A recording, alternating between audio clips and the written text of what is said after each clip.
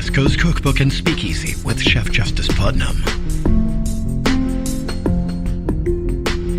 Netrootsradio.com.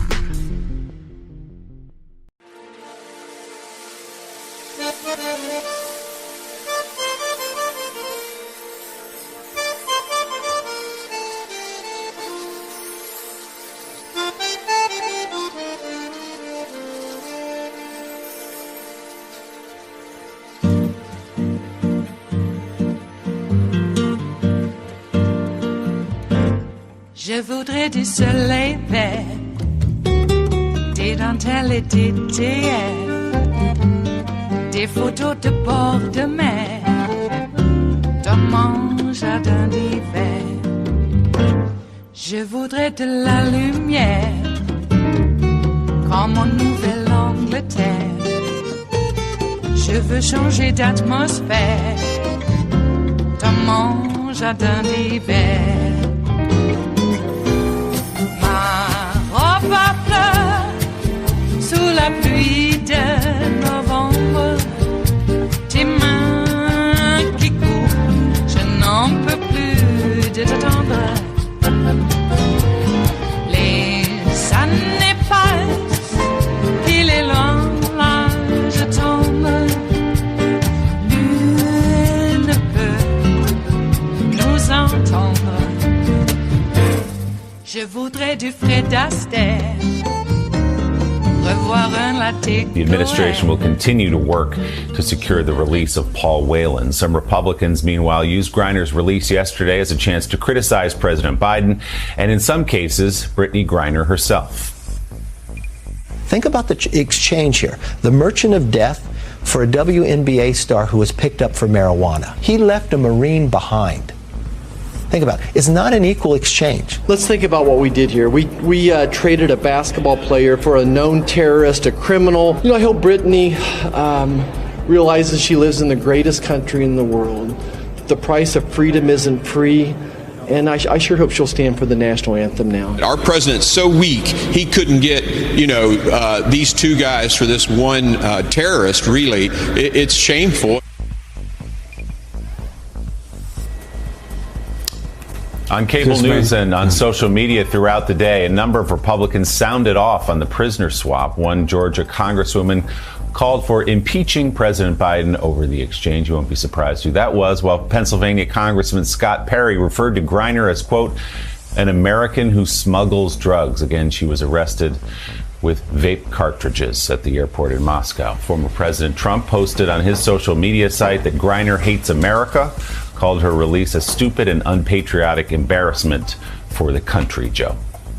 Well, again, I mean, the hypocrisy is just absolutely insane. I mean, the same Republicans that were criticizing Joe Biden for not bringing Paul Whelan home conveniently failed to place any blame on the man who was actually in the White House when Whelan was arrested illegally, jailed illegally in 2018. Donald Trump. Why didn't he do anything? Why didn't Donald Trump do anything in 2018 to get Paul Whelan home? Why didn't Donald Trump do anything in 2019 to get Paul Whelan home? Why didn't Donald Trump do anything in 2020 to get Paul Whelan home? He was praising Vladimir Putin the entire time. So why not actually call his buddy and ask him to release an American? I guess because he just didn't give a damn.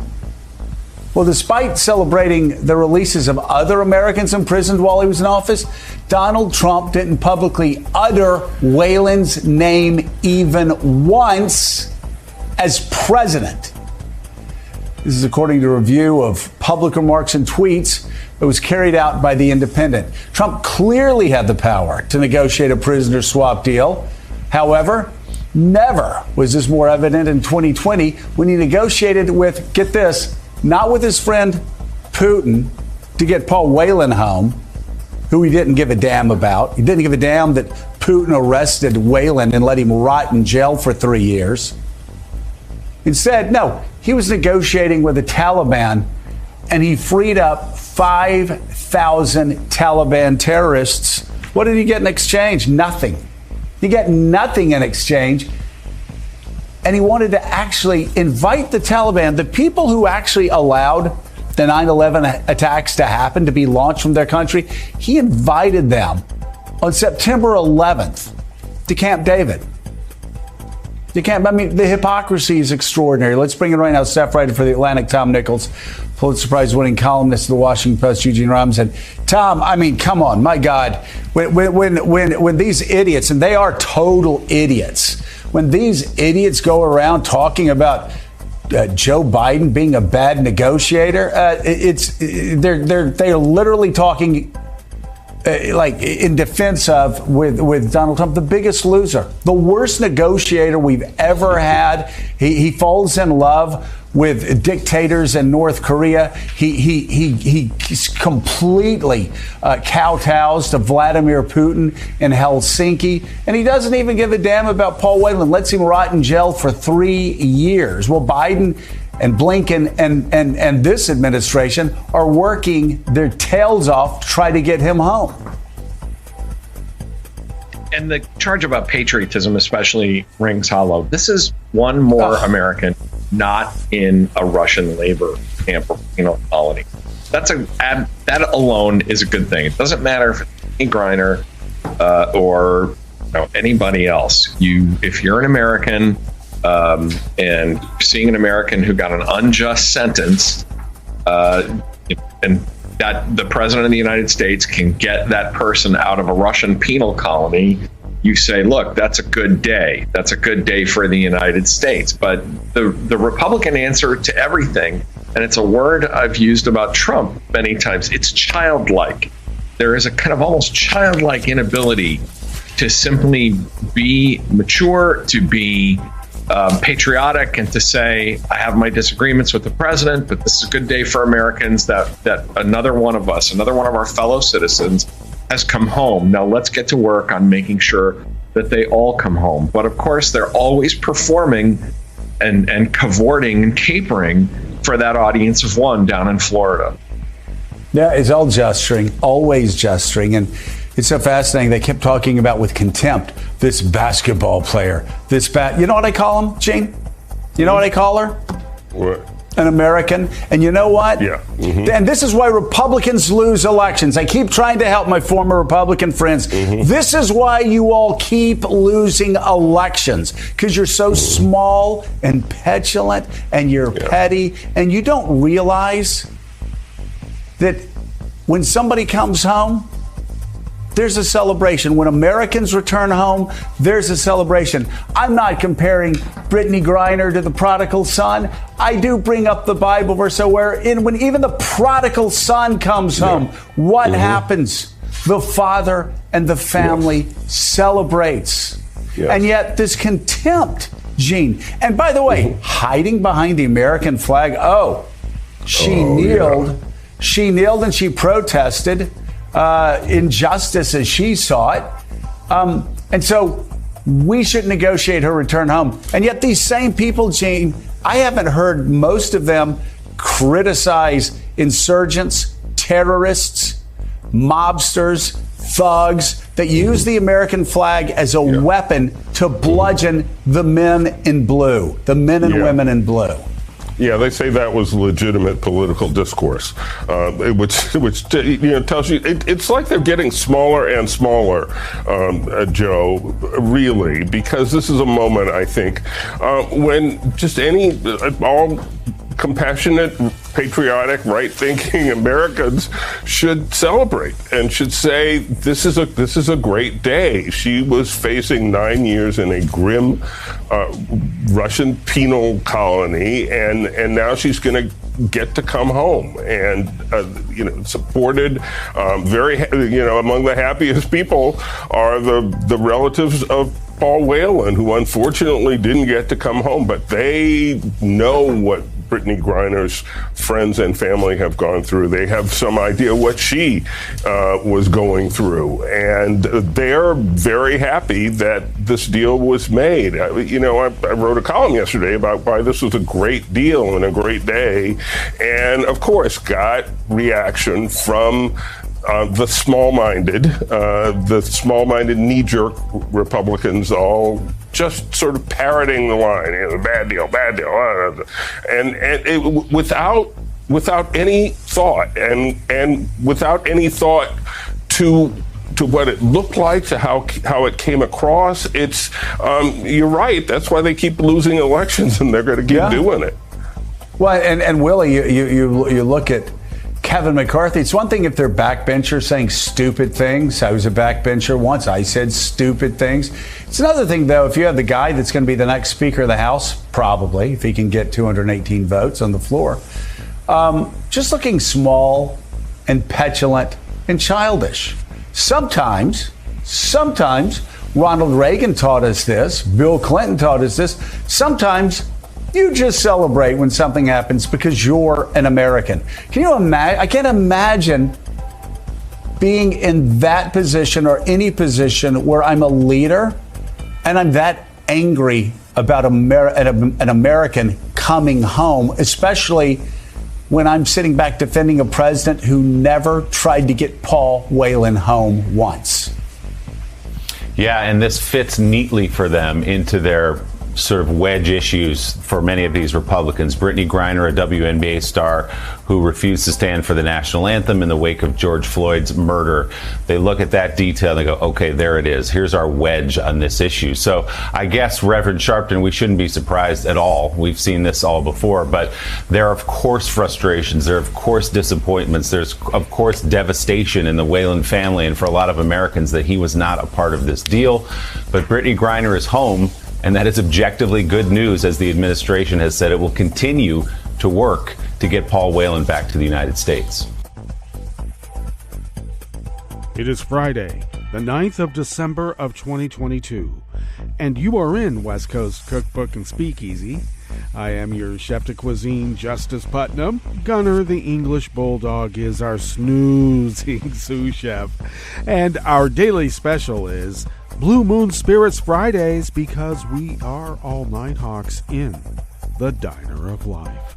Well, we made it to Friday, so we have quite a weekend ahead of us, don't we? And I just want to give you a little bit of independent thought, which is named Kristen Cinema, apparently. Yes, she is moving from a party affiliation of being Democratic to being an independent who apparently will caucus with the Dems and not the Republicans. So we hear. Yes, well, she wants to be a maverick, and I don't know, maybe mavericks get a lot of corporate money when they're being mavericky. And that's what she's doing. So somewhat of a suspected result, I must admit. Some people speculated that this could happen. And some people have speculated that Manchin could completely change his party affiliation anyway. But I think that he'll remain a blue dog. And once again, the fate of Democratic legislation going forward hinges on Joe Manchin. Thank you. Thank you all. Yes, I guess we need to 52 or 53 senators and not just 51. Isn't that nice? Well, I think that Kristen is going to cash in the amount of time she has left, because she will be primaried. And I think that there's a lot of voters out there in AZ who voted for her who are probably quite upset at this moment. And, okay. So, other news out there, of course, we know that Brittany Griner has been released and back on U.S. soil. So, that's good. And, of course, we're supposed to make nice with the people who refuse to make nice about anything. Nancy Pelosi's husband gets his head bashed in by an assailant looking for Nancy, by the way, and the first thing we hear is that Paul Pelosi deserved it because he had a gay prostitute in his house. They fly a gay flag and they live in a hippie commune. I gotta say, the Pelosi's are fairly conservative Catholics. I just gotta say, not conservative like Scalia, okay? Not that conservative. But we've probably been in homes like that. We may even have family that are rather devout and strict, and they have a certain order in their homes. The idea of the Pelosi home being a hippie commune. Oh, yeah, it's like full of kids, grandkids, great-grandkids. I mean, my God, a hippie commune. And I got to tell you, not that part of San Francisco has a hell of a lot of hippies. Just saying. Anyway, but that's what they did. Guy gets his head bashed in with a hammer. No sympathy for him. That's Nancy Pelosi's husband. Okay. Brittany Griner gets back, and she's a drug dealer, apparently. She had some vapes in her luggage. And Russia said there was hash in there. They never really proved it. I'm just saying. Okay? They just said it. So it must be true. Held her for 10 months. Put her in a gulag. We got an American citizen, actually an Olympian. What's the first thing out of these heartless ghouls' mouths? What about Paul Whelan? Yeah, well, you know what? What about Paul Whelan? They're just upset that Brittany Griner is a 6'9" black woman who, I don't know, was playing in Russia to make the ends meet. Wasn't making enough, in spite of the fact she's a star in her league and a former Olympian, I think 2-time Olympian. Not good enough. She gets attacked. Joe Biden gets attacked. And we are supposed to make nice with that. We have to, it's our fault that they're so divisive. Like every wife beater has ever said in the history of the wife beating world. It's going to hurt me more than it's going to hurt you. No, it's going to hurt me. Stop it. Unless you want me to make you stop. That could happen too. So, I don't want to dump on Paul Whelan, but, let's be clear. They say that, you took this anti-American black woman who disrespected the flag during the national anthem by kneeling. Once again, no one was disrespecting the flag. That was a show of respect. Brittany Griner and everybody else was taking a knee in honor of those dead by the hands of the police. Far too many have been killed by the police, and as it turns out, they shouldn't have been, right? So somehow that is bad. People have been taking knees to honor the dead while the national anthem has been playing since the beginning of the United States of America. I joked around at the time, only a Nazi would think that's bad. Boy, was I prescient. They're doing the same thing now. But Paul Whelan was kicked out of the military for fraud, stealing, any other number of things. Dishonorably discharged, by the way, and that's why he's a former military man, a former Marine. Now, people can turn their lives around, and I suppose what you do if you've been convicted and kicked out of the military for being a criminal, I guess to get over that and go to a halfway house in Russia, like that's not a criminal enterprise there. I'm just saying, okay? They picked him up and called him a spy. There's a whole other set of protocols when you're holding someone as a spy in Gulag, Russia. Let's be clear. And I'm going to tell you, Joe's going to get Paul Whelan out probably in another 1-for-1. All right? And everybody's going to be upset anyway. No one says anything on their side about the 5,000 Taliban that Trump released with nothing in exchange except a promise that he could use it against Joe if he ever had to. And that's exactly what they did. They want to investigate Joe about Afghanistan and not the 5,000 Taliban that were released at Trump's behest. And then what did he do? He brought the principals, who were blamed for 9/11, by the way, to Camp David on 9/11. Be nice if people were reminded of that every now and then when they talk about Joe and Afghanistan.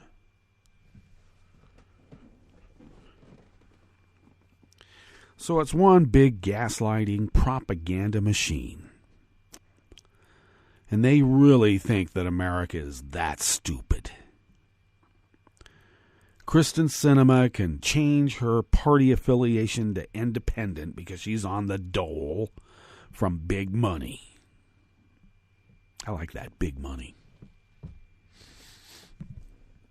We got the Sachs, the Teals, and the Musks doing their work to shut down one of the greatest democratic, for all of its flaws, for one of the great democratic communication devices in the form of social media at Twitter.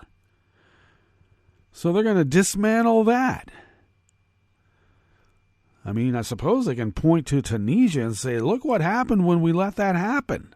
Good thing we clamped down on it when we could, and now Tunisia is an authoritarian hellhole.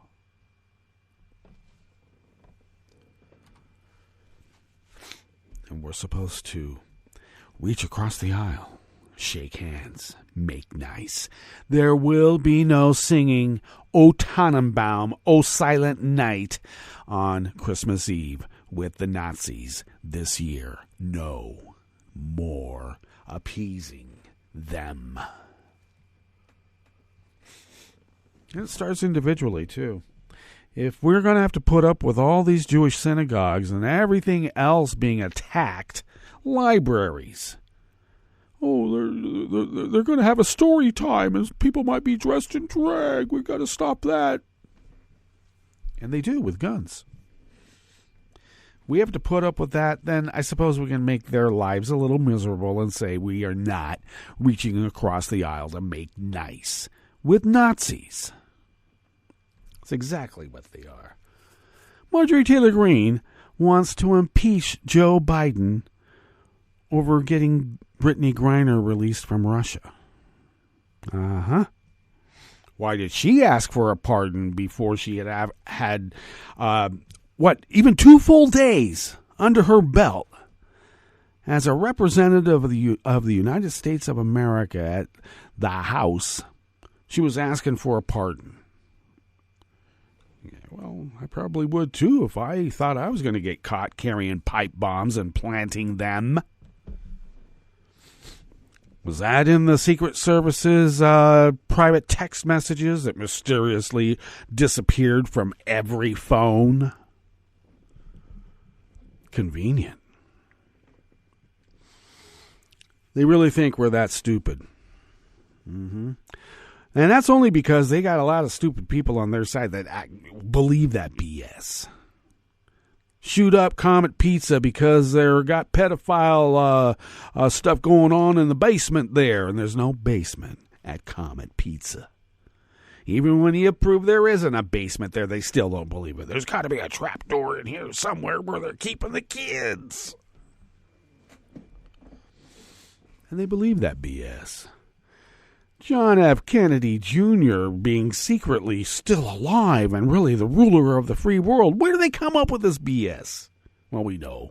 We can track it down on the Reddit chat rooms, can't we? 4chan, 8chan. Chan this. All right.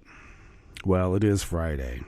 What could happen over the weekend, we can only surmise. But we do have a curated show for you today about what has already happened. So why don't we give you a rundown very quickly about what that will entail. And it does entail this as we begin in the Bistro Cafe of West Coast Cookbook and Speakeasy.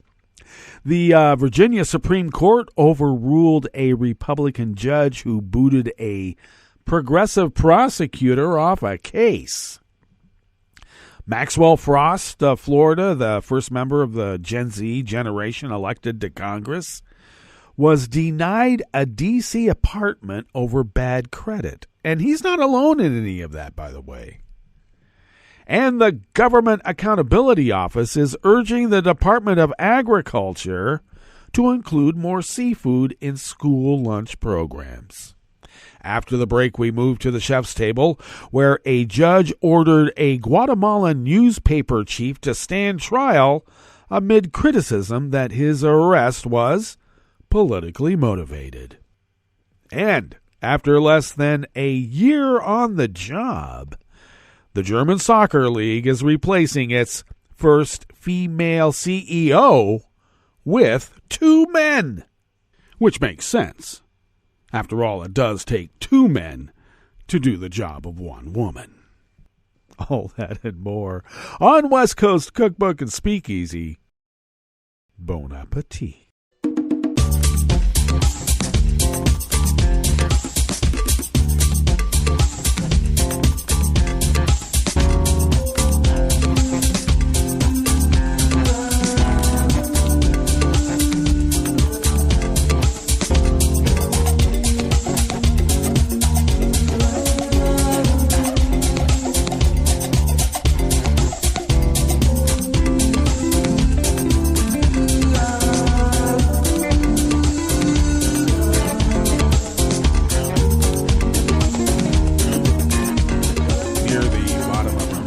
At netrootsradio.com. To the right of the page is the chat room link, monitored by Kelly Lincoln. Thank you, Kelly.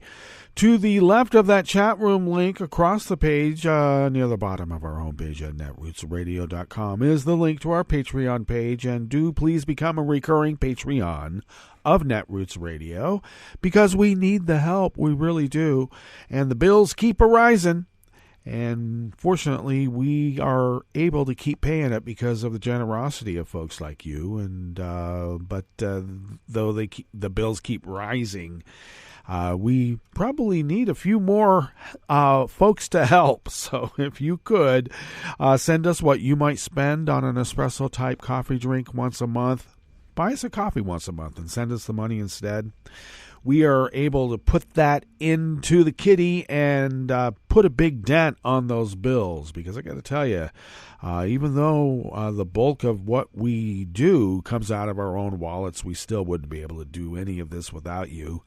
And we've been doing it for a very long time because of your generosity, and we thank you truly from the bottom of our hearts. Thank you. If you would like to follow Netroots Radio on Twitter while we still can, do that by going to @NetrootsRadio. Tom takes care of that. Thank you, Tom. Follow me on Twitter at Justice Putnam while we still can. I post the show notes and links diary on Daily Co's 10 minutes before showtime. And you can find the links to the show notes and links diary by looking at my Twitter feed, and the links are there. So there. Follow the show on Twitter while we still can at Cookbook West, and pick up podcasts by way of Spreaker, Stitcher, TuneIn, iHeart, YouTube, etc., etc., etc. Okay, I have failed to open up this first offering here, so we are doing it as I delay just a tad, but it is out of the Washington Post by Salvador Rizzo. The Supreme Court of Virginia handed a victory to Loudoun County Commonwealth's attorney Buddha Bibaraj, a Democrat, on Thursday yesterday in her dispute with a circuit court judge, ruling that the judge had incorrectly divested her of her constitutional authority to prosecute a teenager accused in several robberies without first hearing arguments on the matter. Bibaraj was reinstated as the prosecutor in the case of Kevin Enrique Valley, who was 19 years old when he was accused last year of robberies in several northern Virginia counties, and struck a deal with Bibaraj's office to plead guilty. Circuit Court Judge James E. Plowman Jr. had issued an order in June disqualifying Biberaj's office from the case, accusing prosecutors of hiding details from Valley's criminal and juvenile record to sell a plea deal. They called for 6 months in prison for nonviolent robbery charges. Plowman cited his inherent authority as a judge and appointed the Fauquier County Commonwealth's Attorney's Office as a substitute. Biberaj challenged the move in the Supreme Court and said her opponents were trying to subvert the will of the voters. Some legal experts described the judge's actions of disqualifying Biberaj and all 23 lawyers in her office from the case without notice or a hearing as extraordinary.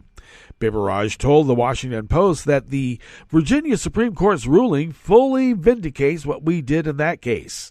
She said the Virginia State Bar, an agency under the state Supreme Court, separately dismissed an ethics complaint against her office that was triggered by Plowman's order in the Valley matter. It just lets the court know that we have a certain responsibility, and as an elected official, our community has a certain expectation that we are representing them, Biberaj said. Now, Biberaj became Loudoun County Commonwealth's attorney in 2020 as part of a wave of liberal prosecutors elected nationwide. Plowman led that office in Loudoun County for more than a decade as a Republican until taking the bench in 2019.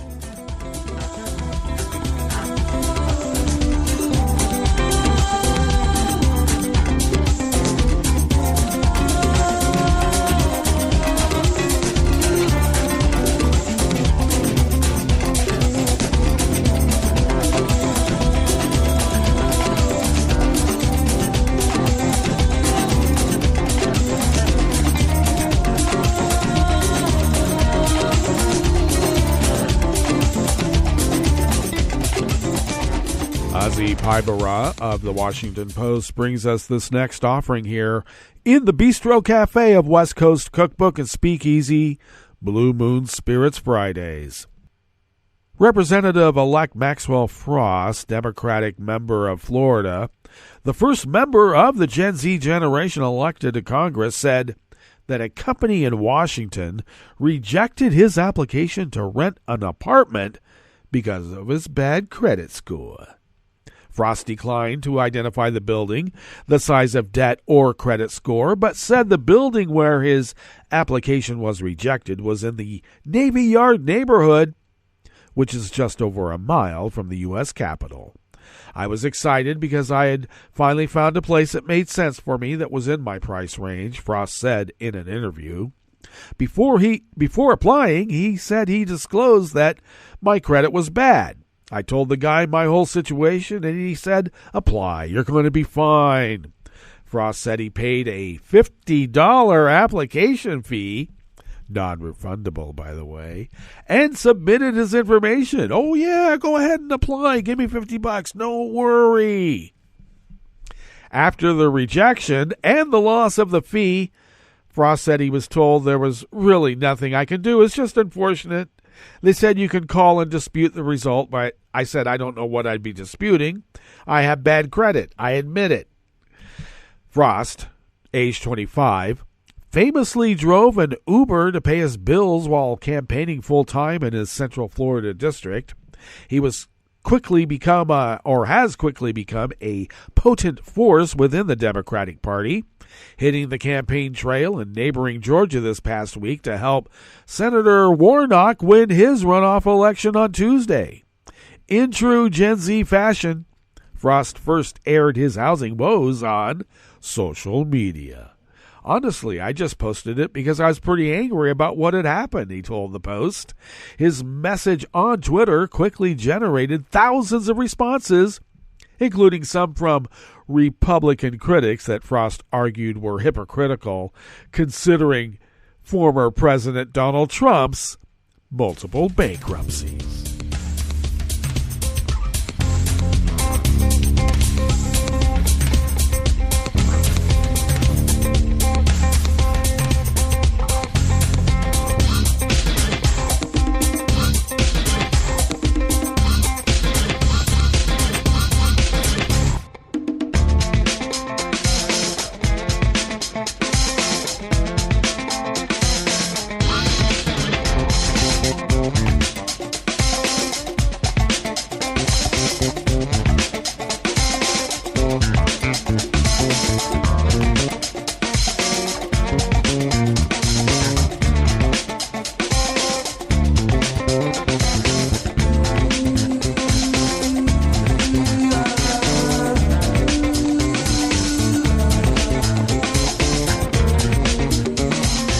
Joe Davidson of Washington Post brings us this final offering here in the Bistro Cafe of West Coast Cookbook and Speakeasy. Students looking at their cafeteria offerings find a bounty of chicken, beef, and pork for lunch. Seafood is scarce. A federal agency says that should change. The Government Accountability Office is urging the U.S. Department of Agriculture to increase fish in school lunches. USDA agreed with the recommendation, saying by email that the Biden administration is committed to ensuring nutrition security for all kids, and the department encourages school officials to offer seafood to students as a healthy protein option recommended by the Dietary Guidelines for Americans. Of all animal proteins purchased from 2014 through 2019 for the National School Lunch Program by Agriculture, as the department is often called, AG, seafood made up less than 2%. And that's according to the GAO report. That equals 3.4 ounces of seafood a year for each student in the program, the equivalent of about 3 fish sticks or a can of tuna. This pales in comparison with the 43 chicken drumsticks, 21 beef patties, 12 slices of ham, and 4 eggs produced from the 14 pounds of those commodities that the USDA buys annually for each student in the lunch program. Designed to help low-income families, it serves about 23 million students, or 41% of school-aged children.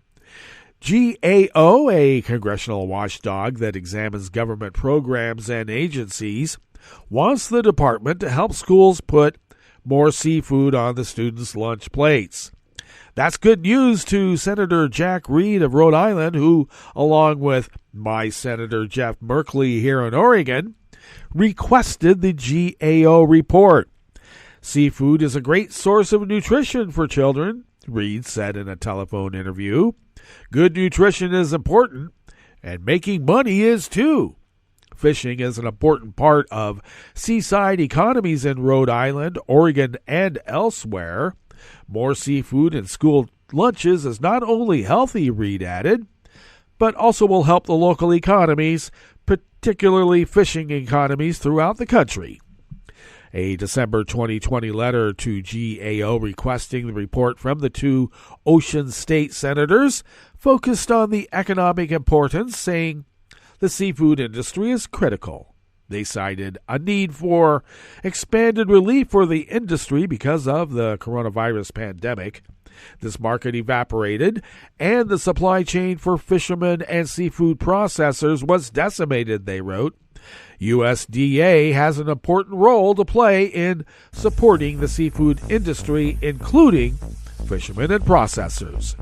GAO did the study Reed and Merkley requested, but it shifted the focus to nutrition, noting federal dietary guidelines.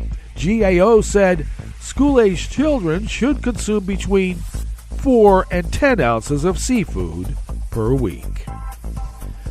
Well, that brings us to our break. And when we get back from that break, we will go through weather from around the world, and we will finish up with the stories that we have curated for you today. You are listening to West Coast Cookbook and Speakeasy, and we will be right back. You are listening to netrootsradio.com. Please hang up and try again.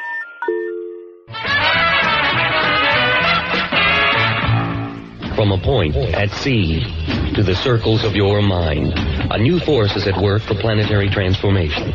New radio for a new Earth.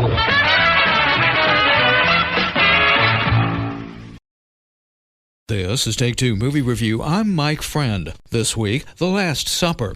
Music is entertaining and fun for some, but for others, it's a torturous exercise in an ever-narrowing quest for authenticity and purity. It's not just music. What I'll call aesthetic distillation is ongoing with everything that falls under the umbrella of art, which can be cynically defined as that which is created for analysis by critics, sort of like film and people like me.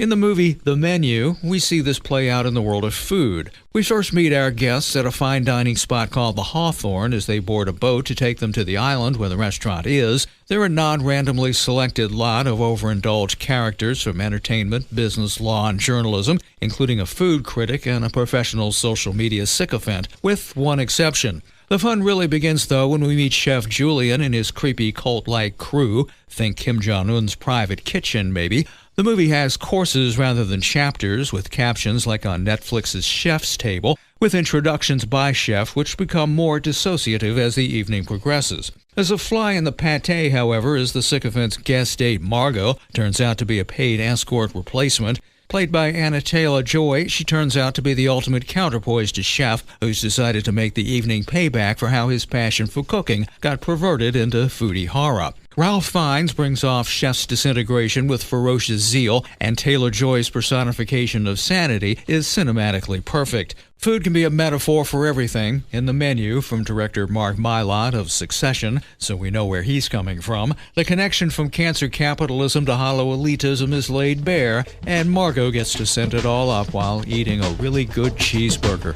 This has been Take Two Movie Review. I'm Mike Friend. Catch up with us at take2moviereview.com and feed us back on our channel on YouTube.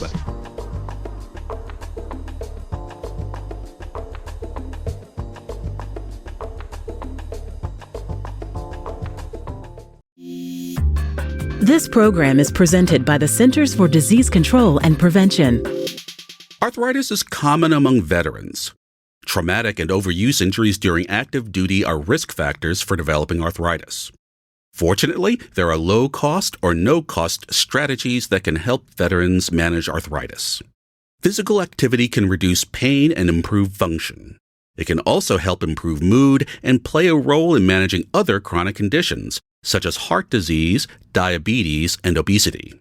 You can do low-impact activities, such as walking, biking, swimming, and water aerobics, all good forms of exercise.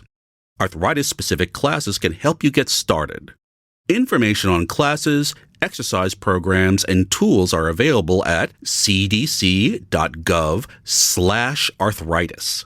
These resources can help reduce pain and improve function.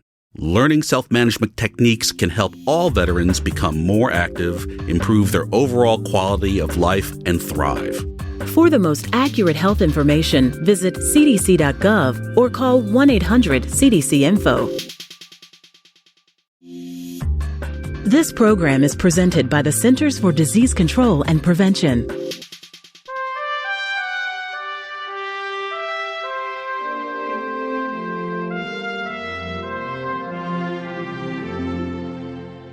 Welcome to A Cup of Health with CDC, a weekly feature of the MMWR, the Morbidity and Mortality Weekly Report. I'm Dr. Jeffrey Nemhauser, filling in for your host, Dr. Kathleen Dooling. As the U.S. population ages, more people are at risk for injuries. The largest percentage of injury-related deaths among this group are caused by falls. Elizabeth Burns is with CDC's National Center for Injury Prevention and Control. She's joining us today to discuss ways to prevent injuries and deaths from falls among senior adults. Welcome to the show, Elizabeth. Thanks for having me. Elizabeth, what are some of the more common consequences when a senior adult falls? Well, first, it's important to note that falls are incredibly common. More than 1 in 4 older adults will fall in a given year. Common consequences include loss of independence and an increased fear of falling, as older adults are afraid to do the same kinds of activities they were doing before. And this can actually lead to more falls, as older adults have less strength in their lower body. Common consequences include hip fracture and traumatic brain injury. And ultimately, in 2016, almost 30,000 older adults died because of a fall. So are falls more common in men or in women? Falls are more common in women, and more women go to the emergency department because of a fall, and more women die because of a fall. However, the rate of fall deaths are more common in men than women. What this means is that out of 100,000 men, more will die from a fall than out of 100,000 women. What are common causes of falls among older people? Getting on and off the toilet and getting in and out of bed are common causes of falls. Walking around the hallways at night when the lights are off is a common way people fall. There's also an increased amount of medications used in seniors, which have side effects like making them lightheaded, and that increases the risk of falls and is a common cause. With all of those factors, what are some ways our listeners can decrease their chances of falling? Older adults should talk to their healthcare provider or doctor about how they can decrease their chances of falling. This can be done during the annual wellness visit or during annual physicals. The doctor will recommend an exercise program that should increase strength and balance or maybe refer you to a physical therapist. Additionally, they can look through your medications and perhaps reduce your doses or suggest medications that decrease your chances of falls. Are there things we can do to modify our homes to prevent falling? Oh, absolutely. Installing grab bars on the side of the toilet, making sure that rugs are taped down or removed, making sure that there's lighting in the hallways are all really simple ways that an older adult can modify their home to prevent falls. Where can listeners go to get more information about preventing falls? Listeners can go to cdc.gov/study, and that's spelled STEADI. Thanks, Elizabeth. I've been talking today with Elizabeth Burns about ways to prevent fall-related injuries and deaths among senior adults. Improving strength and agility through regular exercise and removing potential obstacles in the home can help decrease the risk for falls. If you or a loved one is older and struggle with mobility, talk with a healthcare provider about ways to decrease the risks for fall-related injuries and death. Until next time, be well. This is Dr. Jeffrey Nemhauser for A Cup of Health with CDC. For the most accurate health information, visit cdc.gov or call 1-800-CDC-INFO. Hi, I'm Tom Hartman, and since you're listening to netrootsradio.com, show your progressive side and go to the donate button on the bottom of the homepage. It's progressives like you who power Netroots Radio and keep the progressive message beaming everywhere 24 hours a day. Just go to our donate button at the bottom of netrootsradio.com. Thank you for keeping progressive radio at full power.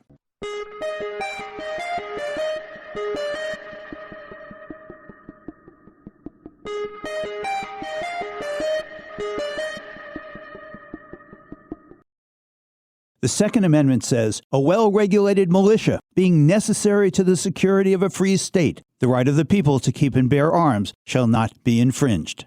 I'm Bill Newman, and this is the Civil Liberties Minute. In 2008, the Supreme Court, 5-4, ruled that those words about a well-regulated militia functionally are meaningless and created an individual right to gun ownership for self-protection in your home. Then, in 2022, the court expanded the right from gun ownership for protection in the home to carrying a gun for self-protection outside the home. Noteworthy, the 2022 right to carry decision affirmed a statement from the 2008 case that the Second Amendment right is not unlimited and does not include the right to keep and carry any weapon whatsoever in any manner whatsoever and for whatever purpose. In 2022, after the massacres at Robb Elementary School in Uvalde and the Tops Supermarket in Buffalo, and before the massacre at Club Q in Colorado Springs, Congress passed the Bipartisan Safer Communities Act, a law that regulates gun ownership somewhat, but does not address, for example, sale and ownership of military-style assault weapons. Passage of that law, combined with the Supreme Court statements, demonstrate that while court decisions matter a lot, guns remain a political and policy issue about which elected officials still have the right to legislate. The Civil Liberties Minute is made possible by the ACLU because freedom can't protect itself. I'm Rick Smith, and this is Labor History in 2.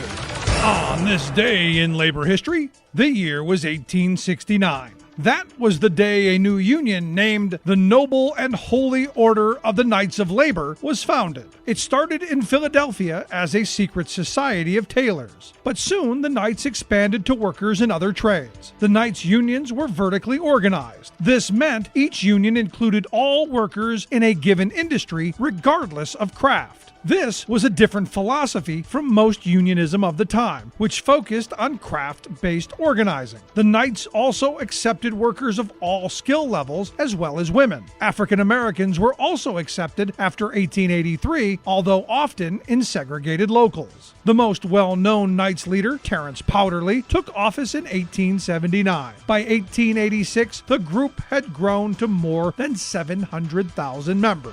The Knights championed the cause of the 8-hour day. While the union supported boycotts and arbitration, it remained very weary of strikes as a tactic. The Knights did support the Chicago General Strike for the 8-hour day that started on May 1st, 1886. After the bomb incident at the rally in Haymarket Square, the Knights were unfairly singled out for blame. Due to the backlash over Haymarket, the Knights' membership suddenly and dramatically declined. The widespread repression of labor unions in the 1880s led to the union's demise.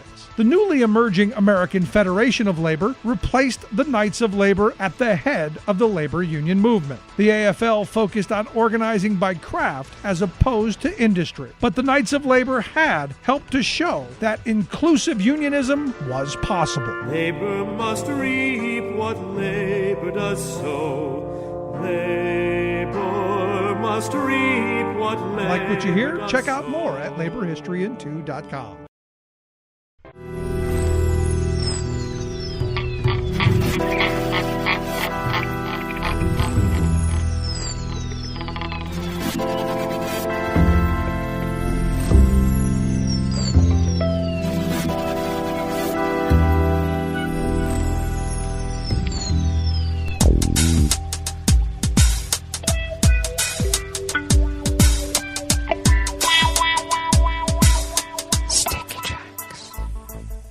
Thank you for accompanying us here to the chef's table at West Coast Cookbook and Speakeasy Blue Moon Spirits Fridays, because we are all Nighthawks in the Diner of Life.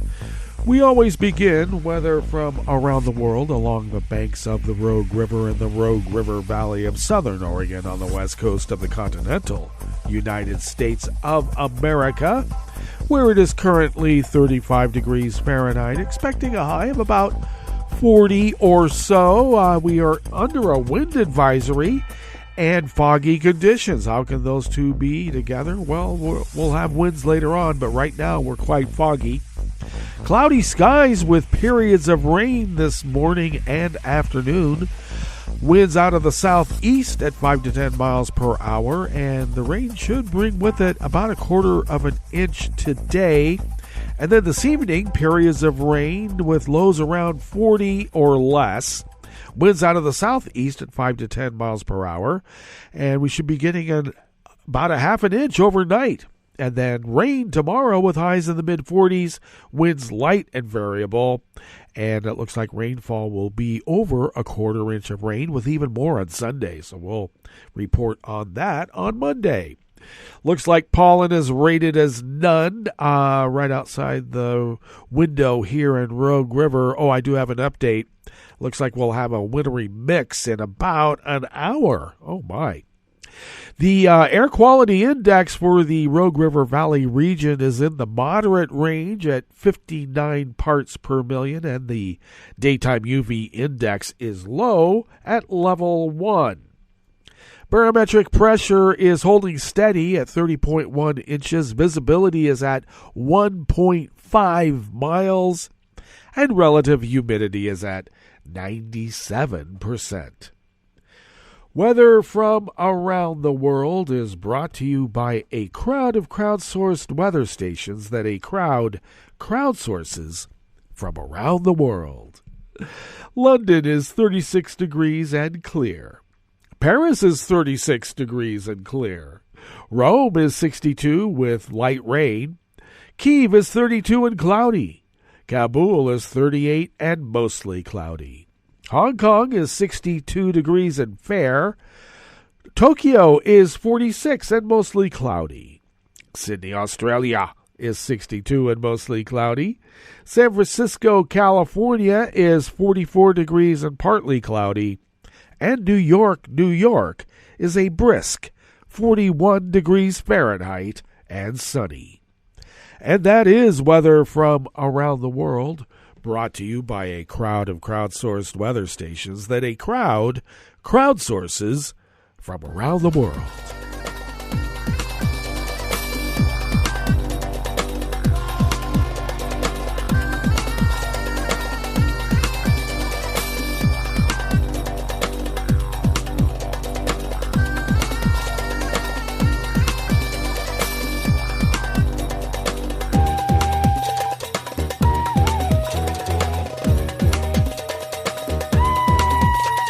Staff at the Associated Press brings us this first amuse-bouche here at the Chef's Table at West Coast Cookbook and Speakeasy, Blue Moon Spirits Fridays. The director of a Guatemalan investigative newspaper will stand trial on charges of money laundering, influence peddling, and blackmail, a judge ruled yesterday, Thursday. Jose Ruben Zamora of El Periodico has been held for 4 months amid criticism that his arrest was politically motivated by an administration interested in silencing critical journalists. Prosecutors accuse Zamora of asking a friend to deposit a $38,000 donation to hide the source of the funds. Zamora has said the money from a donor who wished to remain anonymous was to keep the newspaper running during a financial crisis after the government pulled its advertising. Zamora's family members have said various business people had been harassed and pressured to stop buying advertising in the newspaper. El Periodico gained a reputation for hard-hitting investigations into government corruption, including the administration of President Guatemalan.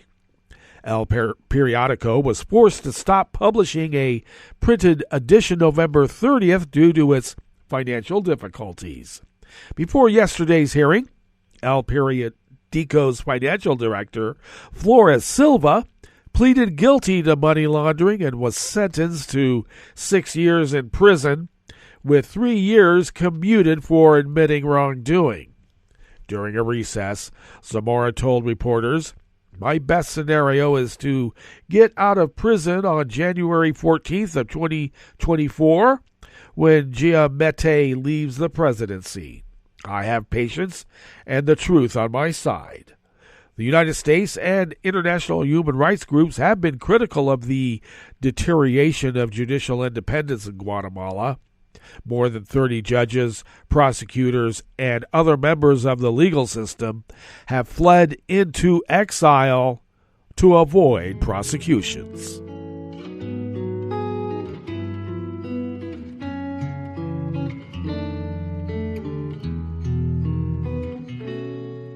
Je te donne ce mon amour pour la vie entière, la promesse de me trouver à tes genoux.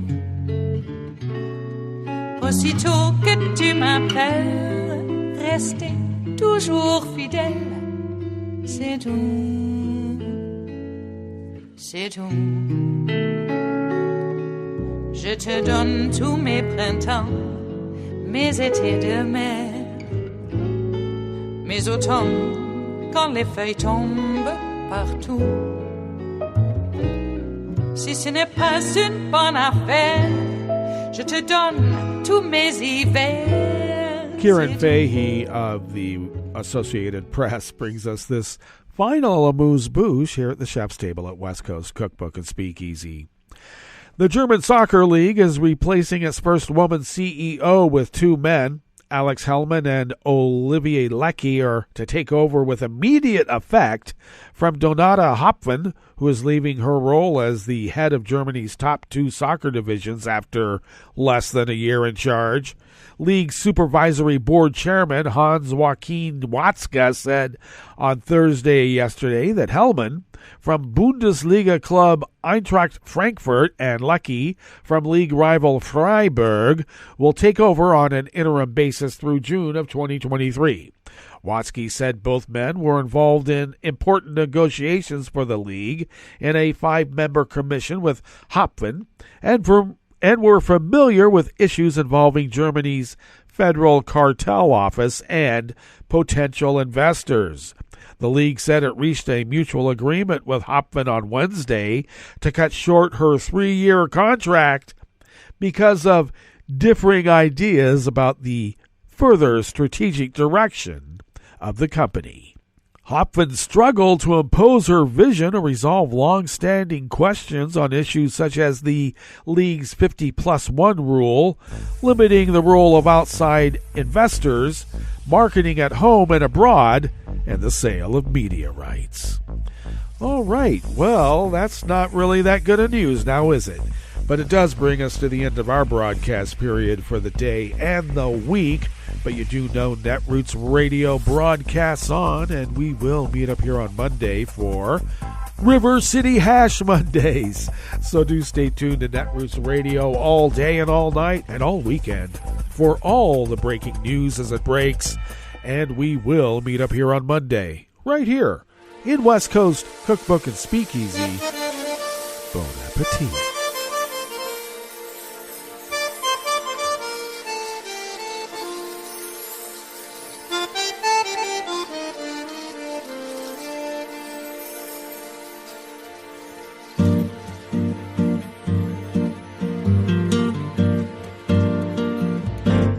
Je voudrais du soleil vert, des dentelles et des théières, des photos de bord de mer, dans mon jardin d'hiver. Je voudrais de la lumière, comme en Nouvelle-Angleterre. Je veux changer d'atmosphère, dans mon jardin d'hiver. À fleurs sous la pluie de novembre, tes mains qui courent, je n'en peux plus de t'attendre. Les années passent, il est loin, là je tombe. Nul ne peut nous entendre. Je voudrais du Fred Astaire, revoir un latte Goël. Je voudrais toujours te plaire dans mon jardin d'hiver.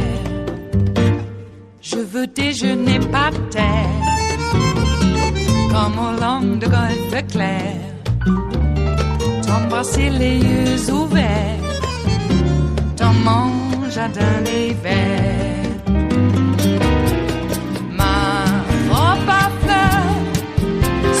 Pluie de novembre, tes mains qui courent, je n'en peux plus de t'attendre.